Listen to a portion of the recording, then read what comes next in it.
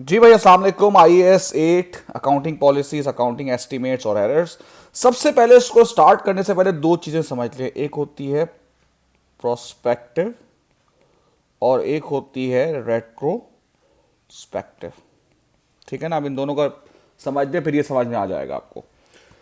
Example दे रहा हूं, एक एग्जाम्पल दे रहा हूं। प्रोस्पेक्टिव का मतलब क्या होता है कि भाई इन्होंने बोला कि अगर एक लॉ आता है और कहता है कि अगर अब किसी ने शादी पे खाना रखा ना, तो हम उसको 1 लाख रुपए फाइन करेंगे।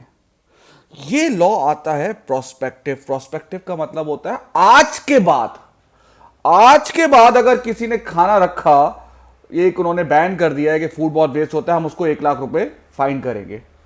अगर ये रेट्रोस्पेक्टिव होता, जो कि नहीं हो सकता। रेट्रोस्पेक्टिव का मतलब ये होता है कि आज तक, अभी तक जितनी भी शादियां हुई हैं, वहां पे जितने भी खाना रखा हुआ है उसको जाके फाइन करना शुरू कर दो। Is that right? जिसे कहते हैं रेट्रोस्पेक्टिव। जो पीछे से जितना करते हुए, लेकिन ऑब्वियसली सी बात है, लॉज जब भी इंप्लीमेंट होते हैं वो प्रोस्पेक्टिव होते हैं, रेट्रोस्पेक्टिव नहीं होते। रेट्रोस्पेक्टिव जो अभी तक करके आ चुका है, आपने आज लॉ यहां पे बनाया, पीछे जितने भी हो चुका है उसको भी जाके चार्ज करो, ये कहलाता है रेट्रोस्पेक्टिव। ठीक है? अब इसको आपको दिमाग में रखना है। सबसे पहले बात है, ये accounting AP is accounting policies. अब कौन कौन सी अकाउंटिंग पॉलिसीज होती है सर? एक तो डेप्रिसिएशन की होती है, ये स्ट्रेट लाइन है, रिड्यूसिंग बैलेंस मेथड है, रिवैल्यूएशन मेथड है, फिर स्टॉक का होता है, एफको है, फीफो है। अभी आपके लिए सिर्फ यही एग्जांपल्स काफी हैं। अगर आप चेंज इन अकाउंटिंग पॉलिसीज कर रहे हो, पहली बात है सर, आप तो पढ़ा चुके हैं कंसिस्टेंसी में कि अकाउंटिंग का एक प्रिंसिपल है कंसिस्टेंसी। वो कहता है कि आप अकाउंटिंग पॉलिसीज चेंज नहीं करते, बिल्कुल नहीं करते, लेकिन दो सिचुएशन में आप इसे चेंज कर सकते हैं। पहले, अगर IAS बोले आपको, एक कोई लॉ आ गया, उसने बोला अब इस तरह से आपको इसकी रिकॉर्डिंग करनी है, ठीक है ना, तो आप चेंज कर सकते हैं। दूसरा, आप तब चेंज कर सकते हैं तो आपको लगता है कि जो दूसरा मेथड है वो ज्यादा एप्रोप्रिएट है प्रेजेंटेशन ऑफ फाइनेंशियल स्टेटमेंट के। तो आपको एक रीजन दिखना पड़ेगा नोट्स टू द अकाउंट में कि why I am changing this policy. Normally नहीं कर सकते, लेकिन दो सिचुएशन में आप कर सकते हैं। अगर तो कोई लॉ आ गया आपका IAS का, उसने कहेगा आप इसको इस तरह से रिकॉर्ड करें। दूसरा, अगर आपको लगता है बेहतर ये है कि स्ट्रेट लाइन सही पिक्चर नहीं दे रहा, आप रिड्यूसिंग बैलेंस पे जाए आप। ठीक है ना? तो जब आप ये करोगे, आप एक अकाउंटिंग पॉलिसी चेंज कर रहे हो, आप स्ट्रेट लाइन मेथड से आप जा रहे हो RBM के साथ। अब इसका अफेक्ट जाएगा रेट्रोस्पेक्टिवली। मतलब अगर आपने मशीन्स खरीदी हुई है 4 साल से, 4 साल हो गए मशीन्स को खरीदे हुए, और आप 4 साल से स्ट्रेट लाइन मेथड से डेप्रिसिएशन चार्ज कर रहे हो, तो जाहिर सी बात है डेप्रिसिएशन डिफरेंट आ रहा होगा और प्रॉफिट डिफरेंट आ रहा होगा। तो जब ये आप इंप्लीमेंट करोगे ना इस साल से, चौथे साल से, तो आपको ये ऐसे इंप्लीमेंट करना चाहिए जैसे RBM डे 1 से था। मतलब आपको सारी फिगर्स को रेट्रोस्पेक्टिव तरीके से चेंज करना पड़ेगा।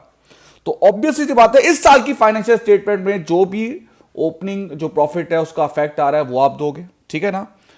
तो अब इतना डिटेल में इसको जाने की जरूरत नहीं है, बस आपको यह समझना है कि भाई अगर कोई अकाउंटिंग पॉलिसी चेंज होगी तो वो रेट्रोस्पेक्टिव जाएगी। मतलब अगर आप एक अकाउंटिंग पॉलिसी इसको 2 साल से फॉलो कर रहे थे, इज दैट राइट? 2 साल से आप फॉलो कर रहे थे, तीसरे साल में आपने कहा नहीं, मैं इससे उस दूसरी पॉलिसी पे जाना चाहूंगा।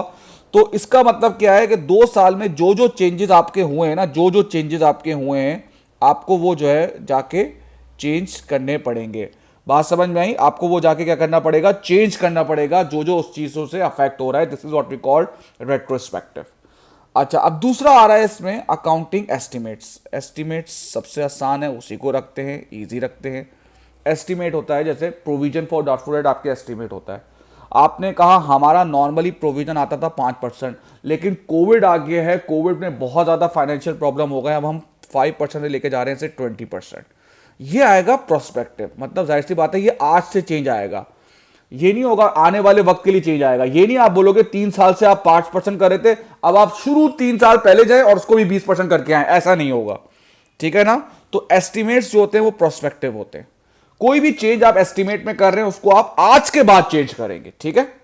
और जो तीसरा वाला है वो है अकाउंटिंग एरर। अब इसमें ये बच्चों को पहले से पता होता है, अकाउंटिंग एरर ऑब्वियसली सी बात है रेट्रोस्पेक्टिव होगा। ये आपने पहले भी किया हुआ होगा। कैसे किया होगा?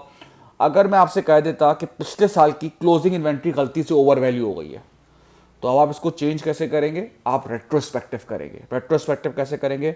आप पिछले साल की क्लोजिंग इन्वेंट्री बढ़ गई ना, तो पिछले साल का क्लोजिंग ग्रॉस प्रॉफिट भी बढ़ रहा होगा, तो ग्रॉस प्रॉफिट को भी आप कम करेंगे, नेट प्रॉफिट को भी कम करेंगे, कैपिटल के भी प्रॉफिट को कम करेंगे। Is that right?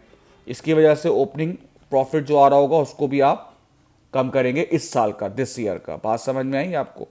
तो अगर कोई भी एरर हो, वो बोलेगा यार आपने 10 लाख रुपए ज्यादा कर दिया है, तो आपको पीछे जाके उसको भी चेंज करना है, उसकी वजह से इंपैक्ट आ रहा है उसको भी चेंज करना है, और इस ईयर की जो ओपनिंग बैलेंसेस की फिगर्स है उसको भी चेंज करना है। तो टू सम अप, इसको आप करेंगे कैसे करेंगे आप? अकाउंटिंग पॉलिसीज चलता है रेट्रोस्पेक्टिव, एस्टिमेट्स चलता है प्रोस्पेक्टिव, और एरर्स चलते हैं रेट्रोस्पेक्टिव। बस ये इसको आपको छोटा सा आईएएस है, उसमें आपको ये रखना है।